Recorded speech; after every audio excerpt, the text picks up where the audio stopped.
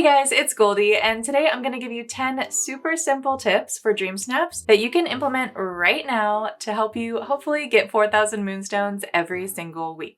I've received 4,000 moonstones for the past 4 or 5 weeks now, and I feel like I've got a handle on what works and what doesn't. So let's get right into it with tip number 1, which is creating depth by putting something in the foreground of the picture. So that way you have things off in the distance in the back and you have things up close to the camera in front, and it creates this really nice visual of depth in the picture. So for example, on one of my Dreamsnaps, I wanted to take a picture like this with the castle in the background and, you know, the lamps on the side and whatnot on this pathway. And originally I took the picture like this. However, I decided to change it by putting something in the foreground. So I'll show you that now. This is what I ended up submitting, and this did earn me 4,000 moonstones. And I guarantee you, I'm like 99% sure that if I hadn't put these purple bushes in the front, I would not have got 4K. I don't know, I don't have any proof to back that up, but I'm pretty sure. Having something in the foreground like this, preferably just on the sides and not blocking your character in the middle, it really gives like a frame to the picture and it makes it feel very intentional and very finished and polished. Whereas if I had just taken the picture like this, it kind of looks like I'm just walking around my valley, you know? It doesn't look like I set this shot up on purpose, if that makes sense. So having something in the foreground is really important. I would suggest always making it some sort of foliage, like a bush or flowers always works really well for this. And kind of on the same note, I guess I'll include this in the first tip as well, is to just not have any empty spaces. So, you know, that's kind of part of it. You can see just in this shot right here, there's kind of a lot of empty space in front of my character that's just unused. Whereas when I had the bushes there, it kind of adds some visual interest to that empty space. The same goes for the background. If you have a big section without anything in it, you want to make sure you add some sort of decoration. Like I said, bushes and trees are really good ways to fill empty spots in your picture if you don't have anything to put there. Also, items with tags obviously would be a good choice to fill empty spaces when it comes to a decor challenge. All right, moving on to tip number 2, and this might be considered an opinion. However, I do believe it to be true, and that is that outdoor pictures are better than indoor pictures. And I'm not saying that this is always the case 100% of the time. However, I believe that it's a lot harder to get 4K on an indoor picture, and that's just because outdoor gives you so much more to work with, especially when it comes to foliage. You guessed it. Trees, bushes, flowers, everything like that. For instance, this was my submission for The Winter is Here, and as you can see, all the flowers and bushes and the trees and even the house skins. The house skins are huge for Dreamsnaps to use in the background just to set the vibe, and you can only do that outdoor. So I would suggest always trying to do outdoor pictures. Of course, there's exceptions. The kitchen challenge, obviously, that was more geared towards indoor, although some people did pull off outdoor pictures for that as well. But basically the second tip is to always try to do your picture outdoors and use lots and lots of trees and bushes to make the scenery just look beautiful and natural and really pop. As a throwback to the first tip, you can see in this picture I use the arch in the foreground to give a frame to the picture. Moving on to tip number 3 is to hide tagged items in the background behind other larger items. That was probably the most complicated way that I could have said that. But anyways, for instance, this is my Toy Story submission, which also got 4K. And if you actually come around the back of this scene, you'll see that I hid just a ton of items with the correct tags that were mandatory for the challenge. And I hid them behind the RV.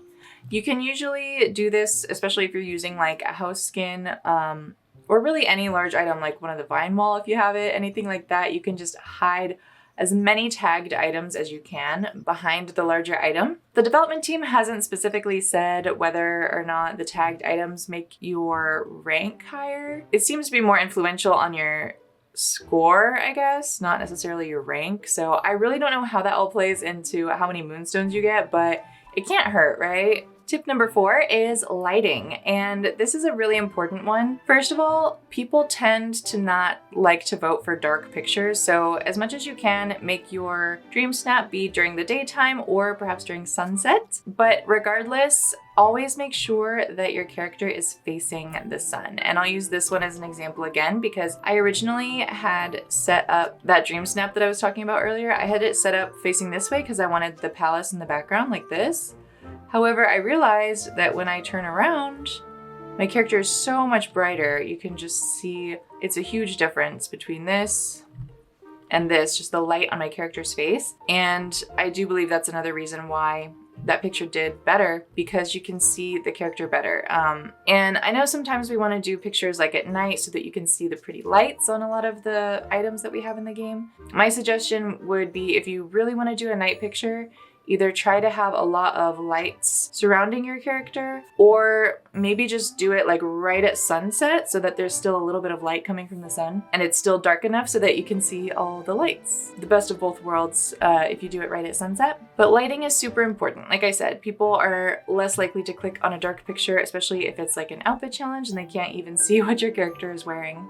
So yeah, if you're going to be creating a whole set or a background for your dream snap, keep in mind when you're setting it up just to have it facing so that the sun will be on your character's face. All right, tip number 5 is do not, for the love of God, use selfie mode for an outfit challenge. I know, I feel like this should be obvious, but for an outfit challenge, people want to see your outfit and they cannot do that if you're in selfie mode. I would actually take this one step further and say don't use selfie mode at all. That's more in the opinion territory. That's just my opinion, but I really think that full body pictures do much better than the selfie mode pictures.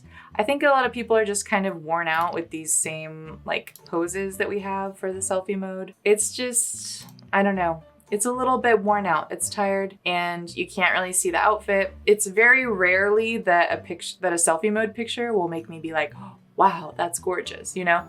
So in general, my advice would be to stay away from selfie mode, but definitely don't use selfie mode for outfit challenges. All right, I know what you're saying after that last tip. You're like, but Goldie, I want to get closer to my character. I want to show off some makeup, or I really like the way it looks when the character is closer to the camera. Don't worry, tip number 6 has a solution for you. So if you'd like to get a little bit closer to your character, but you don't want to use selfie mode, there is a trick. All you have to do is go into furniture mode and take one of these really big rocks and place it in front of your character. You will have to like pre-plan this in your design when you're coming up with your whole set that you're making. So you're facing the rock. You might have to play with this a little bit to get the perfect distance from the rock, but you go kind of close to the rock and then take your picture.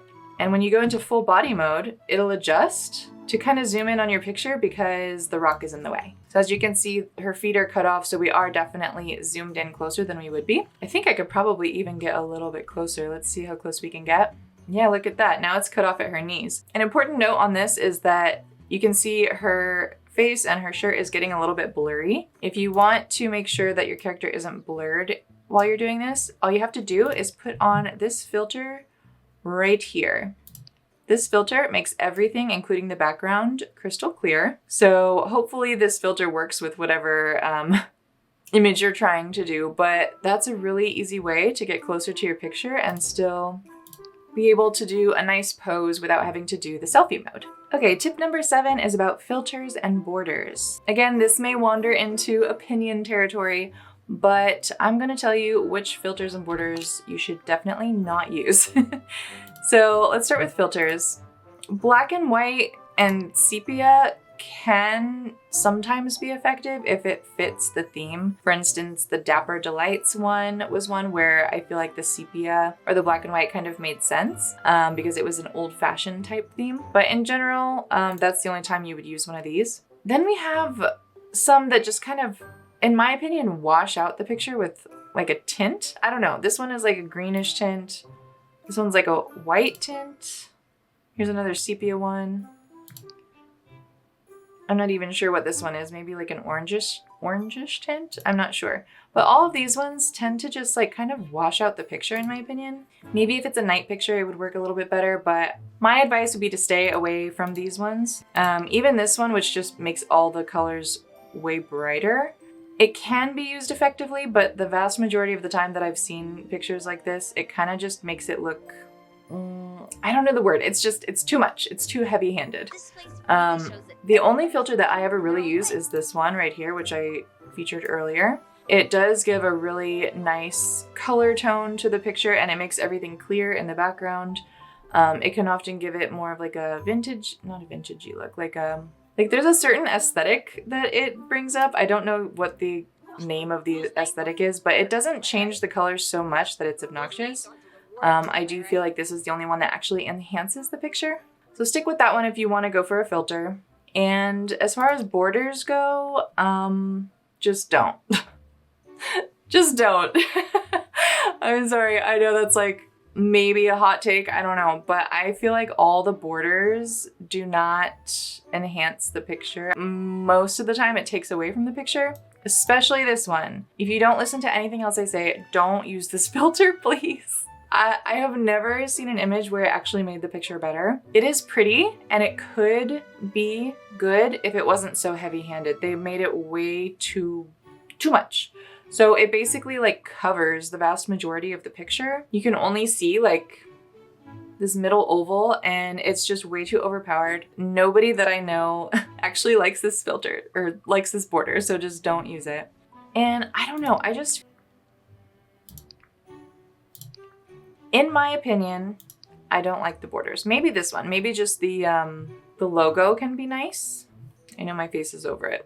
This is what I mean. The logo in the bottom corners or the top corners, I think the logo can be nice. It gives it like an official vibe. I know a lot of people use the snowflake one for the wintry themed. I don't like it. I think it takes away from the picture. Normally people want to see more of the decorations that you've put together, and these borders just cover a lot of the picture. So again, take it or leave it, but this is my video and my opinion, and I think that you should leave the borders out. All right, moving on to tip number 8 is don't throw a yard sale. And what I mean by this is don't just put a whole bunch of items behind you in the picture that match the tags and call it a day. For instance, I feel like people just go and turn this filter on and say, okay, these things match the filter, so let's just add one of these. Why not? Have I met my tags yet? Just add a bunch of stuff and then say, okay, here's my picture. Like, it's very obvious when people do this, and when people are voting, they don't like it. Like, what is a bed doing on the beach? Nobody knows. And I know that this is the easiest way to get the picture done. If you're running out of time, like if you're running out of time and you're just submitting something at the last minute, fine, right? Okay, I get it. But if you're actually trying to get 4K, you cannot throw a yard sale. That, you know, should be obvious, but a lot of people do it. So I see this every single time I vote. So I feel it had to be said. Tip number 9 is about using characters in your picture. So I would suggest only using one character that goes with the theme for that week. Maybe 2. I would say 2 is probably the max that you want to do. And let's just try this out with Mirabelle, for instance. Let's hang out. So whatever character you're gonna have in your picture, ask them to hang out with you. Then let's pretend we're gonna have Mirabelle in our yard sale picture. Just humor me. All you have to do is get them over to the area where you want to take the picture, and they will just stand there. And you can move them around. Like, I can push her to be in the position that I want her to be in. Like, say I want her right there. Then she will stay there. She'll stay right there. She might even pose. And let's say like she's kind of facing that way. Let's say I want her to be facing more to the front. All I have to do is talk to her. And she turns, right? And say, never mind, I can't talk right now. Now she'll stay facing that way, and I can get her in the picture facing the camera. So that's really the best way to try to get a character into your shot, is to have them hang out with you. If you wanted a secondary character, you're probably gonna have to create some sort of like border around the picture area. Like a lot of times they'll do that with rocks. Just basically get the character in the right area. Then basically you just gotta like trap them in by like putting rocks all the way around so that they can't get out. And you would do that all the way around, and then you would have the one character that you're posing with, and the other one would be kind of just wandering around inside of your little jail cell that you create. And you got to try to snap the picture at the right time. When you have more than 2 characters, this just gets like crazy out of hand. Like you end up spending hours just waiting for the right shot. So yeah, I would suggest only doing 1. And I just showed how you can easily pose them. And also only use characters that make sense for the theme. If you just like randomly have Scrooge in the challenge for Arendelle, like it's not gonna make sense. So choose your characters wisely. Oh, another tip for the characters before I get off the topic is if you're having trouble with random characters coming in and out of the background, you can just go turn them off in the valley. So you can see, I have all of them deselected because I was trying to do my dream snap earlier. The ones that have a quest are going to show up anyways, but everybody else you can deselect, so at least that's less characters that are going to be mucking up the background of your shot. And lastly, tip number 10 is to always use symmetry. Well, not always, but if all else fails, or if you can't think of a creative idea, just fall back on symmetry. People absolutely love symmetrical pictures, especially when there's lots of lights and trees and flowers and pretty foliage and decorations. If it's symmetrical on both sides, you're golden. Like I said earlier, I keep using this picture as an example because I was literally blown away that this got 4,000. It was an outfit challenge and I put very minimal effort into this, but it has all these things that I'm talking about. It has the symmetry, it has the foreground, it has the lighting. I accidentally got Scrooge and Merlin in the background, so don't pay attention to that. That's against the rules that I just made up. But yeah, like this is a very, very simple picture, but people love symmetry. It makes people's eyes happy. So if you can't think of anything else to do, just make a pretty symmetrical background with bushes and lights and trees, hide a bunch of tagged items behind the bushes, get a cute outfit, make a pose, and put something in the foreground and you're done. Like literally that's basically a cheat sheet to Dreamsnaps. So I hope you found these tips helpful. I genuinely believe that if you implement these things into your Dreamsnaps, you're gonna see your ranking and your moonstones